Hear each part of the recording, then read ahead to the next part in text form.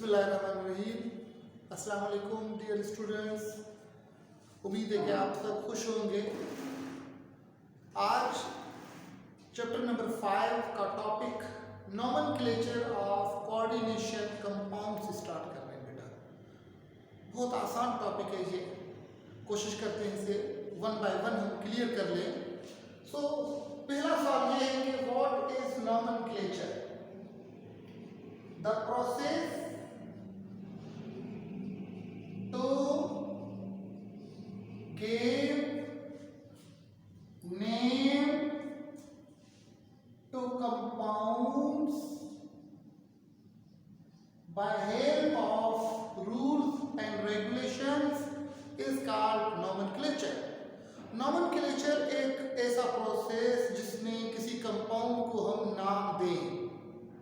उसके बाद nomenclature of coordination compounds। Coordination compounds वो होते हैं जिनके अंदर डी ब्लॉक एलिमेंट मौजूद हो। अब थोड़ी सी नॉमेनक्लेचर के बारे में हम पढ़ें तो नॉमेनक्लेचर एक प्रोसेस है जिसके जरिए हम कंपाउंड्स को नाम देते हैं। एक जिसे हम मॉडर्न कॉन्सेप्ट कहते हैं। मॉडर्न कॉन्सेप्ट को हम शॉर्ट में IUPAC सिस्टम, जिसे हम आयुपक सिस्टम भी कहते हैं। आयुपक सिस्टम में I international union of pure and applied chemistry, मतलब ये एक शॉर्ट फॉर्म है बेटा कि international union of pure and applied chemistry, ये मॉडर्न सिस्टम है। और नॉमेनक्लेचर में ओल्ड कॉन्सेप्ट भी है जिसे हम ओल्ड सिस्टम या आमतौर पर हम ट्राइवियल सिस्टम के नाम से पहचानते हैं। नॉमेनक्लेचर एक प्रोसेस है जिसके जरिए किसी भी कंपाउंड को हम नाम दे सकते हैं by certain rules. Old concept जो है थोड़ा रिजेक्ट हो गया क्योंकि दिन ब दिन कंपाउंड्स की तादाद प्रिपरेशन में डिस्कवरीज बहुत हुई। अब जो प्रोसेस चल रहा है वो आयुपक सिस्टम चल रहा है, that is international union of pure and applied chemistry. अब बात करते हैं कि हम कैसे नाम देंगे कोऑर्डिनेशन कंपाउंड को। एक जनरल फार्मूला मैं आपको बता रहा हूं बेटा, and that general formula is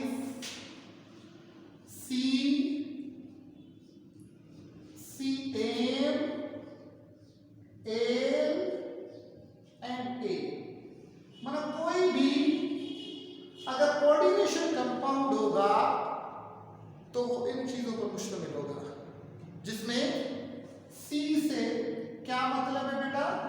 C से मतलब है केटाइन और CM stands for central metal, where L से क्या मतलब है बेटा? लिगेंड, एंड ए से मतलब है एनाइन। सो एक जनरल फार्मूला है कि कोऑर्डिनेशन कंपाउंड कैसा होगा। कोऑर्डिनेशन कंपाउंड में एक डी ब्लॉक या यूं समझे ट्रांजिशन एलिमेंट होगा और ब्रैकेट से पहले केटाइन होगा, ब्रैकेट के बाद एनाइन होगा और ब्रैकेट के अंदर दो चीजें होंगी, उनमें से एक सेंट्रल मेटल और एक लिगेंड होगा। अब बात करें तो हम इसे नाम कैसे देंगे बेटा? जैसे कि रूल नंबर 1, पहले हम रूल्स क्लियर करते हैं। रूल नंबर 1 क्या कह रहा है कि मेक द कॉम्प्लेक्स न्यूट्रल। क्या करना है बेटा? पूरे कॉम्प्लेक्स को न्यूट्रल बनाना है। Make the complex neutral. और ये कॉम्प्लेक्स न्यूट्रल कैसे बनेगा? हम इनके ऑक्सीडेशन स्टेट्स देखेंगे और इनके ऑक्सीडेशन स्टेट्स में केटाइन और सेंट्रल मेटल जो डी ब्लॉक वाले ये हमेशा पॉजिटिवली चार्ज होंगे, लिगेंड और एनायन ये दोनों नेगेटिवली चार्ज होंगे। लिगेंड समटाइम न्यूट्रल भी हो सकता है। मतलब फर्स्ट रूल क्या कह रहा है कि cation, anion, ligand, central metal को मिलाकर कॉम्प्लेक्स को न्यूट्रल बनाओ, और ये ऑलरेडी न्यूट्रल भी होगा। मतलब एनायन माइनस होगा, लिगेंड या तो न्यूट्रल होगा या तो ये होगा नेगेटिव, सेंट्रल मेटल पॉजिटिव होगा और यू केटाइन भी पॉजिटिव होगा। सो नेगेटिव एंड पॉजिटिव ये दोनों मिलकर क्या हो जाएंगे, न्यूट्रल हो जाएंगे। सो फर्स्ट पॉइंट क्या है बेटा कि हमें पूरे कॉम्प्लेक्स को न्यूट्रल बनाना है। फर्स्ट रूल कंप्लीट हो गया। तो फिर रूल नंबर 2 की तरफ हम मूव करते हैं, और रूल नंबर 2 में क्या कह रहा है कि right the name of cation. हमें सबसे पहले किसको नाम दोगे, केटाइन को, विदाउट कोऑर्डिनेशन नंबर्स। मतलब केटाइन को नाम देना है मगर उसके कोऑर्डिनेशन नंबर को इंडिकेट नहीं करना है। मैं आपको एक एग्जांपल दे रहा हूं बेटा, जैसे कि मैंने लिखा है K3, K मतलब पोटेशियम, ये केटाइन है फॉर एग्जांपल। तो इसका नाम आप ट्राई मीन्स 3, पोटेशियम, आप इसे ट्राई पोटेशियम नहीं कह सकते। रूल क्या कह रहा है, right the name of coordination, right the name of cation without coordination number. और ये जो 3 है ना, ये इस पोटेशियम का कोऑर्डिनेशन नंबर है, आप इसे शो नहीं करोगे। सो आप यहां पर क्या लिखोगे, जस्ट आप लिखेंगे पोटेशियम, मतलब ट्राई पोटेशियम गलत है रूल के हिसाब से, एंड सिर्फ और सिर्फ हमें ये लिखना है पोटेशियम। क्लियर बेटा। रूल नंबर 3 की तरफ चलते, बहुत आसान है, 1 बाय 1 पॉइंट टू पॉइंट में आपको लेकर जा रहा हूं। Rule number 3, and according to rule number 3, right name of ligand with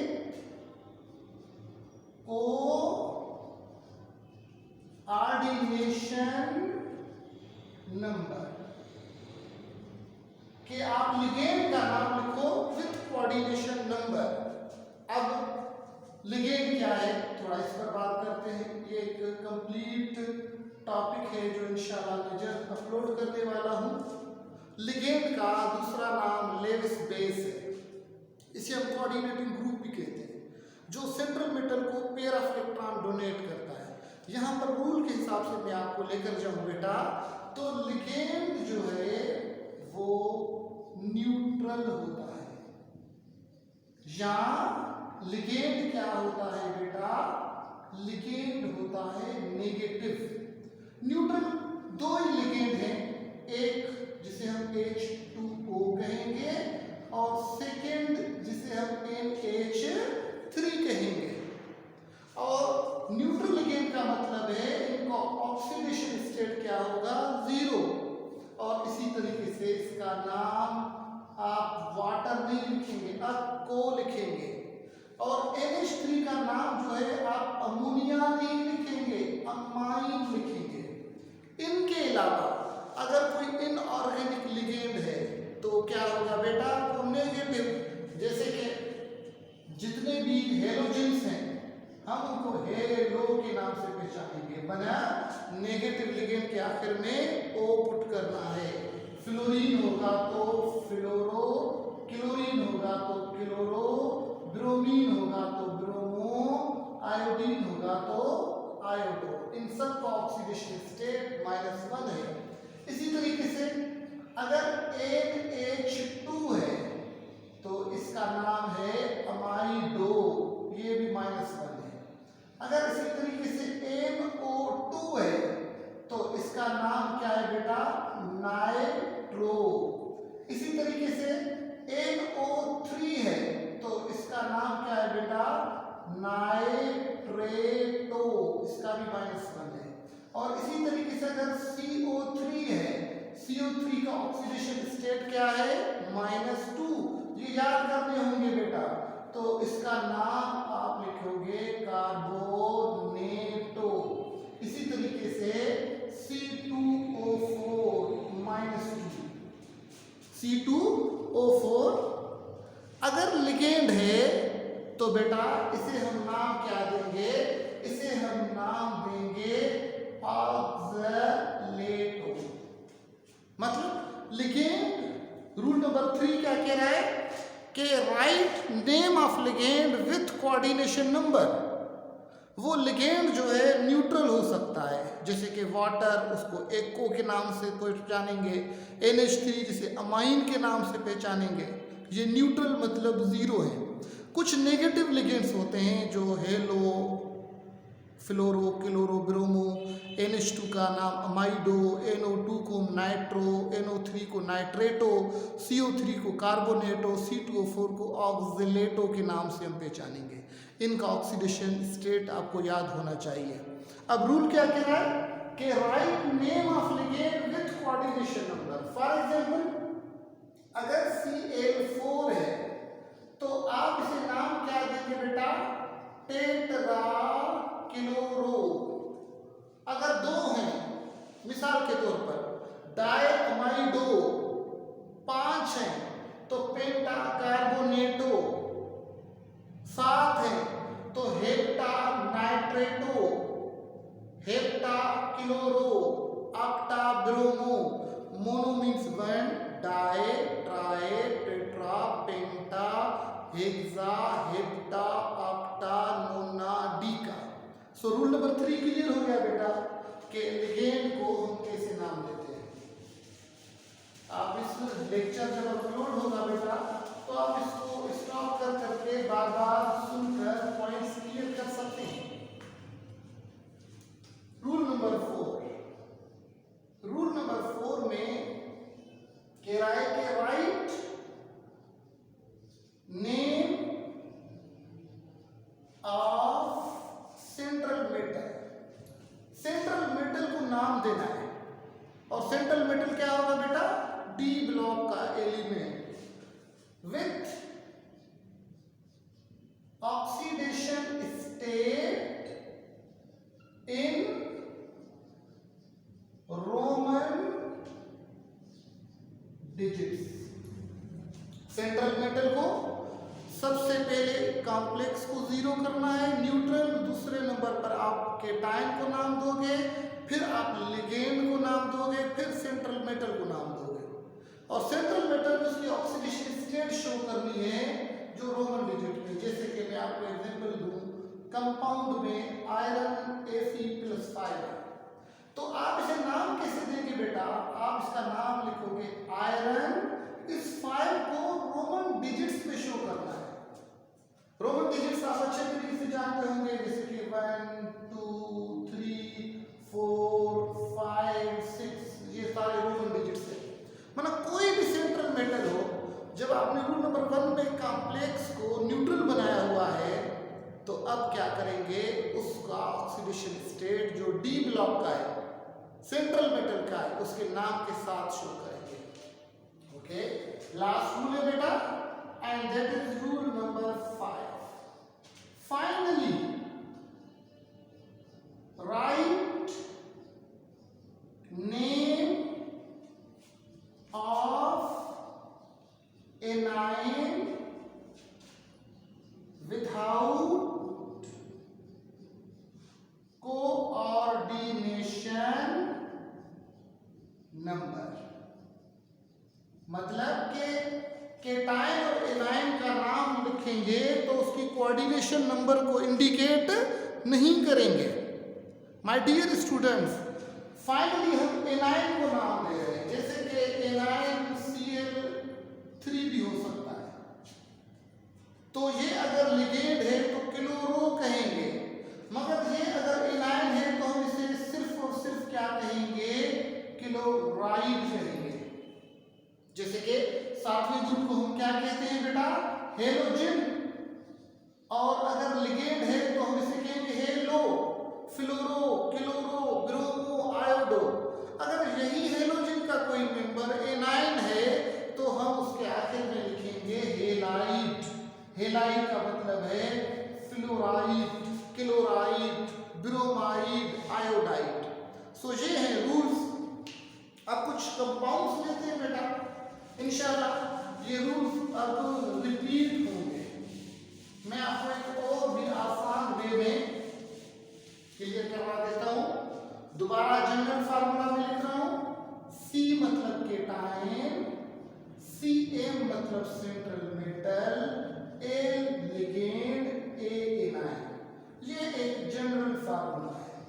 सबसे पहले नाम देंगे केटाइन को। क्या बेटा, सबसे पहले किसको नाम देंगे, केटाइन को। दूसरे नंबर पर नाम देंगे हम रूल के हिसाब से लिगेंड को।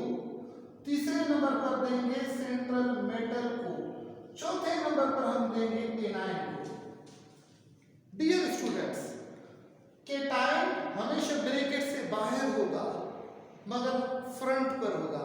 एनाइन हमेशा ब्रैकेट के आखिर में होगा मगर ब्रैकेट से बाहर होगा। सेंट्रल मेटल और लिगेंड हमेशा ब्रैकेट के अंदर होंगे। केटाइन एब्सेंट हो सकता है, एनाइन एब्सेंट हो सकता है, मगर ये जो स्क्वायर ब्रैकेट है, ये जो लार्ज ब्रैकेट है, इसके अंदर जितने कंपाउंड्स हैं सेंट्रल मेटल या लिगेंड, ये कभी भी एब्सेंट नहीं हो सकते। अब कोई एग्जांपल मैं आपको दे रहा हूं और इसे कैसे हम नाम देंगे। For example K3 Cu Cl4 SO4 ये कंपाउंड है। अब according to the rules of coordination compound, according to the rules of nomenclature, हम इसे नाम देना है। रूल नंबर 1 क्या कह रहा है, रूल नंबर 1 से मेक द कॉम्प्लेक्स न्यूट्रल। आप कहां से स्टार्ट करोगे, एनाइन से। सल्फेट, इसका ऑक्सीडेशन स्टेट है -2। क्लोराइड का ऑक्सीडेशन स्टेट है -1। 4 है तो कितने बनेंगे, -4। फिर आप सेंट्रल मेटल को छोड़ दें, आप इस पर आ जाएं। पोटेशियम का +1, 3 है तो +3। अब कॉम्प्लेक्स को 0 करना है।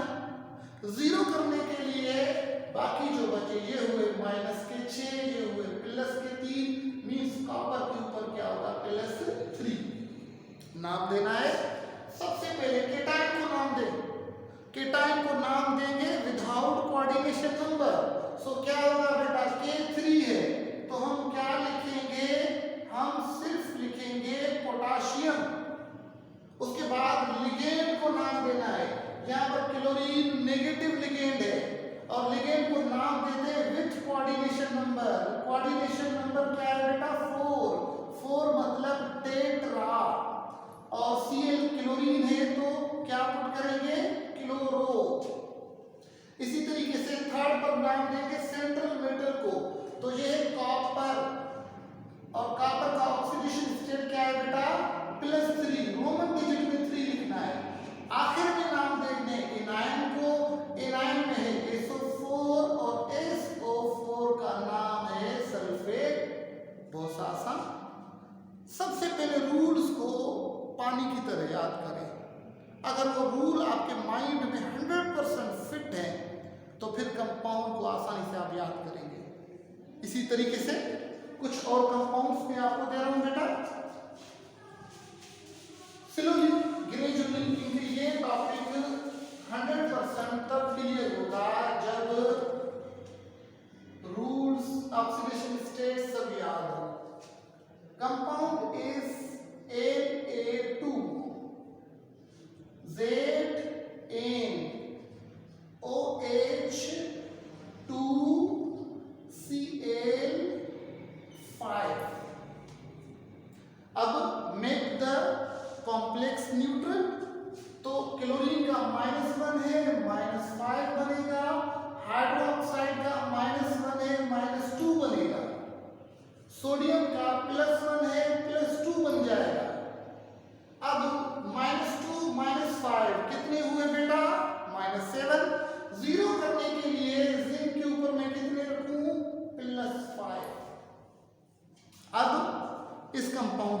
कैसे दे बेटा? नाम देने के लिए सबसे पहले Na2 को नाम देंगे। Na2 सोडियम है तो डाई सोडियम नहीं लिखेंगे, सिंपल सोडियम। दूसरे नंबर पर लिगेंड को नाम देंगे, कितने? 2 का मतलब है डाई। OH को क्या कहेंगे बेटा? Hydro oxo. Za को हम क्या नाम देंगे? जिंक। इसका ऑक्सीडेशन स्टेट क्या है बेटा?